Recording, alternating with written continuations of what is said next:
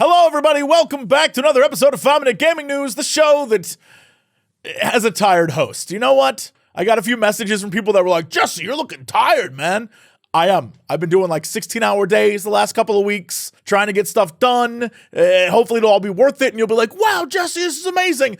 And then I can finally rest and watch the sun rise on a grateful universe. Anyway, today in the news, something a little off topic, but I feel like it's still in our wheelhouse. I included a link down in the description to a fascinating post over on Twitter that's about what's kind of happening here on YouTube, but also, on Netflix or over on Twitter itself, about how any social media platform can at one moment seem totally fine, and then the next, everything goes to shit. Why is that? Well, I'll kind of sum it up for you, but you really should read this because it's fascinating. But essentially, people are willing to tolerate a lot. But when it comes time for all of us to abandon ship, we do it en masse and we do it quickly. And once it starts happening, it is too late. And the person who wrote the tweet chain goes on to say that, look, this is my job. I do this for a living. I go around to companies all over the world.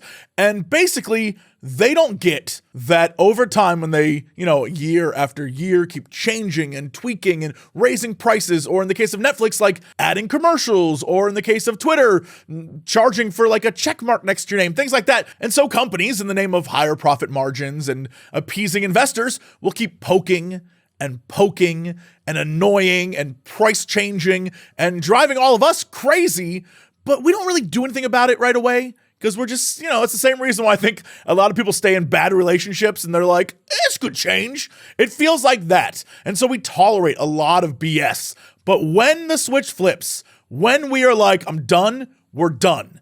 And usually that happens. A great example in the gaming world is Warcraft. When Shadowlands came out, a lot of people, myself included, were like, you know what?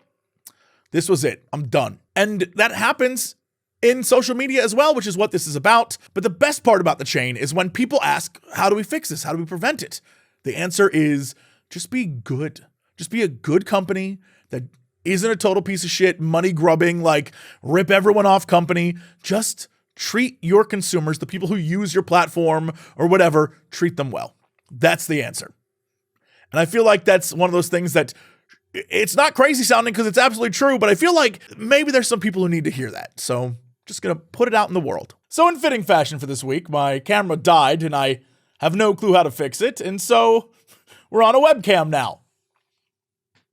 It's Friday, F it. Look, you can see what a mess my background is now. Speaking of things not going the way you planned, Kojima's newest game, Overdose, it might have gotten leaked in a video that I can only describe as something even Kojima himself would be like, that is very Kojima. His next game, Overdose, appears to have been leaked by a man who is naked from the waist up and reflected on screen during several minutes of footage. The potential leak centers around Margaret Qualley, who we've talked about is in this game and played Mama in Death Stranding, and this footage shows a character that looks very much like her exploring this dark facility, and in the end, she screams, and then we get some good old man nip, and then we see the game over screen that turns into Overdose. Is the half-naked man Let's Play real?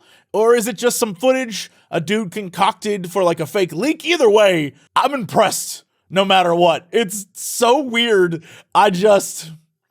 How can you not love it? Meanwhile, in news that I think is very specific for me, we have got a little bit more information on Alan Wake 2. As we found out earlier this year, we're going to get 5 new games from Remedy over the next few years, and Alan Wake 2 is in full production and, according to them, will be out sometime in 2023. I'd expect it later in the year, but you know what? That's pretty exciting. We also know coming down the pipeline is a 4-player co-op PvE control game, codenamed Crendor, and then the big-time possible follow-up to the major control title, codenamed Heron. But it's in early development, so don't expect anything on that anytime soon. There are other projects like maybe a Max Payne remake and some online stuff, but really, all I need to know is that Alan Wake 2 is coming, and it looks like it's coming next year, and frankly, that is all you need to tell me because I'm so excited for that game. If you've never played the first one, by all means, do yourself a favor before it comes out and play it. It's wacky good fun. Speaking of wacky good fun, it's time for your Kren Minute.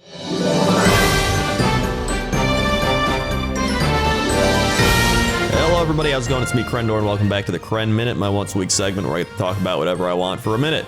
This week, I'm talking about game releases, because it feels like, to me, there hasn't been that many big game releases. A lot of things have gotten delayed, a lot of COVID stuff, but now we got God of War coming out. We got Pokemon coming out a few weeks later. We got Dragonflight coming out like a week and a half after that. I think there's some more there's some huge games coming out. Garfield Lasagna Party, that's going to be big. I'm not even gonna lie, I might play Garfield Lasagna Party. We got Paw Patrol, Mighty Pups, Save Adventure Bay. You know, you've got so many big time hits coming out pretty soon. And then even going into the new year, obviously Breath of the Wild 2 is a little far down. That's in May, but still, at least, you know, it's happening.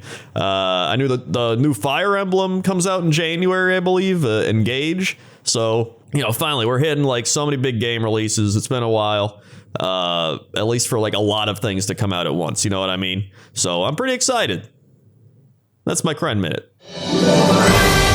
Thanks, Crendor. Anyway, that is it for me. I'm gonna go sleep now.